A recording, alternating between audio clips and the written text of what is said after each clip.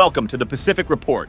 In today's episode, we're sailing into the heart of the South China Sea, a region rich in resources and rife with geopolitical tensions. As the renowned China military expert Oriana Schuyler Mastro insightfully put it, even against this backdrop, China's official position is that it remains committed to a peaceful resolution of the South China Sea issue. And the rhetoric China employs at different times does make for a fascinating contrast. China wants to basically exercise power outside of the region through economic means. They think foreign military intervention, kind of projecting power the way the United States does, is extremely costly and inefficient.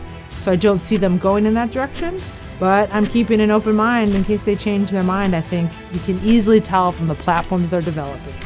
From being a major shipping route to housing abundant oil and gas reserves, the South China Sea has become a coveted prize for several nations, including China, Malaysia, Brunei, the Philippines, and Vietnam.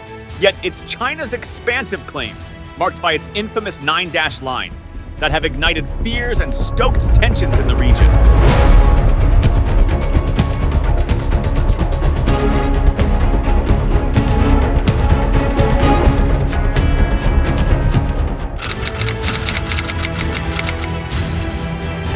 Malaysia, with its extensive coastline and rich maritime heritage, has found itself increasingly entangled in the South China Sea dispute. Chinese vessels, particularly those belonging to its coast guard, have repeatedly encroached upon Malaysia's exclusive economic zone, EEZ, especially around the resource-rich waters of Sabah and Sarawak. These incursions, which often involve large, heavily armed ships, have escalated in recent years, fueled by the discovery of substantial oil and gas deposits within Malaysia's EEZ. Despite the growing frequency and intensity of these incursions, Malaysia has largely adopted a cautious and accommodating approach towards China. This stance is motivated by a complex web of factors, including economic considerations, historical ties, and a desire to avoid direct confrontation with a much larger and more powerful neighbor. In terms of economic considerations, Malaysia's economy is heavily reliant on trade with China, its largest trading partner. In 2022, the total trade value between Malaysia and China was about 17.1% of Malaysia's total global trade,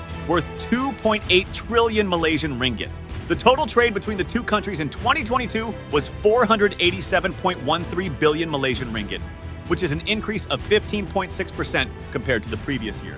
Malaysia is wary of jeopardizing this lucrative relationship by taking a hardline stance on the territorial dispute. However, this conciliatory approach has not gone unchallenged. Toshi Yoshihara, a renowned expert on China's military and a senior fellow at the Center for Strategic and Budgetary Assessments in Washington, has cautioned Malaysia against prioritizing short-term economic gains over long-term strategic interests. He argues that appeasing China in the South China Sea could have dire consequences for Malaysia in the future, potentially leading to economic penalties, territorial concessions, and regional instability.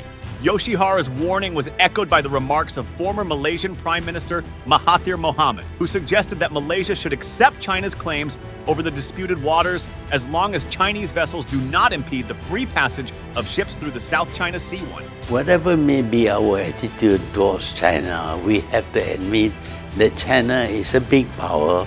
We need to deal with them, and we need to understand their policies and strategies. We have to make adjustments so that we can gain some benefit from China's policies. China is a very rich country. This stance, however, sparked widespread criticism, with many accusing Mahathir of undermining Malaysia's sovereignty and emboldening China's assertive behavior. In contrast to Malaysia's cautious approach, the Philippines has taken a more confrontational stance against China's maritime claims. The Philippine Navy has actively documented its encounters with Chinese vessels, releasing footage and images of tense standoffs and near collisions in the South China Sea. This strategy has not only exposed China's aggressive tactics, but has also garnered international support for the Philippines' position. During several of these encounters, Chinese ships have employed water cannons against Philippine vessels, causing damage and injuring crew members. This use of force, while not lethal, has raised concerns about the potential for escalation and has drawn condemnation from the international community. Philippine President Ferdinand Marcos Jr. has taken a firm stance on the issue, warning China that any harm inflicted upon Filipino citizens or military personnel would be considered an act of war. If there was an incident that ended up killing a Filipino serviceman, Coast Guard, or in the military and part of the Navy. That would certainly increase the level of response if by willful act of Filipino, not only servicemen, but even a Filipino citizen, if a Filipino citizen is killed by a willful act, that is, I think, very, very close to what we define as an act of war, and therefore we will respond accordingly. This bold declaration has resonated with many in the region who share concerns about China's growing assertiveness in the South China Sea. The Indo-Pacific has remained our priority theater of operations because just as what happens in Europe and the Middle East matters to this region, the actions that we take together here will continue shaping the 21st century for the entire world. And safeguarding security and prosperity of this region remains the core organizing principle of U.S. national security policy. So let me be clear. The United States can be secure only if Asia is secure. The Philippine experience offers valuable lessons for Malaysia as it navigates the complex and often treacherous waters of the South China Sea dispute. By taking a more proactive approach to documenting and publicizing Chinese incursions, Malaysia could raise international awareness of the issue and garner support for its own claims.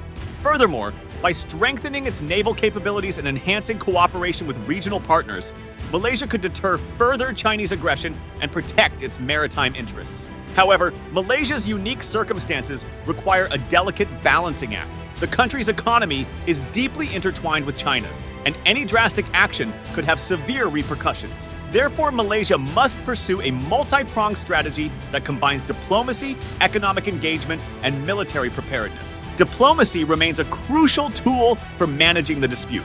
Malaysia should continue to engage with China through bilateral and multilateral channels, seeking peaceful resolutions and upholding international law. 带起和平和友谊，在古老的海上丝绸之路上架起了中马友好交流的桥梁。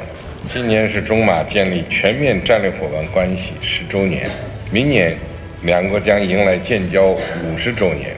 You know that you personally has huge following respect by most Malaysians. As someone who would not only change the course of history in China, but has given a new ray of hope to the world and to mankind.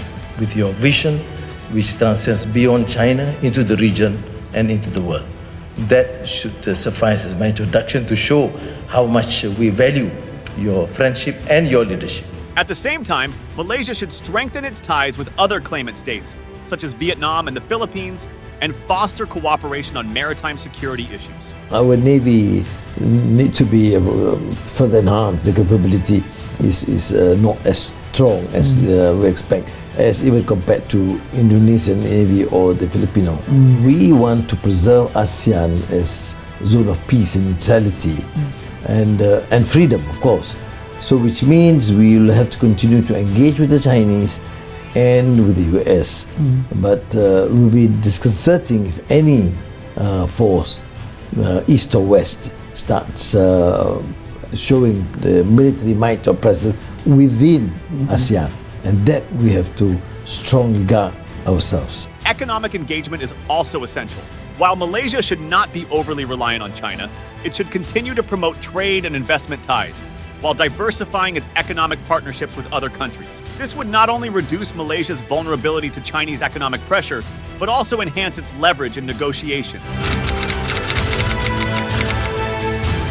Military preparedness is a critical component of Malaysia's strategy. By modernizing its Navy and Air Force, and by conducting joint exercises with regional partners, Malaysia can demonstrate its resolve to defend its territorial integrity and deter further Chinese encroachments. The South China Sea dispute is a complex and multifaceted issue with no easy solutions. However, by learning from the experiences of other claimant states, such as the Philippines, and by adopting a balanced and comprehensive approach, Malaysia can safeguard its national interests, protect its sovereignty, and contribute to peace and stability in the region. Malaysia's future in the South China Sea depends on its ability to navigate the turbulent waters of geopolitics with wisdom, resolve, and a steadfast commitment to its own values and principles. Only then can it hope to emerge from this crisis stronger and more resilient, ensuring a prosperous and secure future for generations to come. That's all for today's episode of the Pacific Report. If you found this video informative, don't forget to like, share, and subscribe for more insightful discussions on the geopolitics of the Asia-Pacific region. Thank you for watching.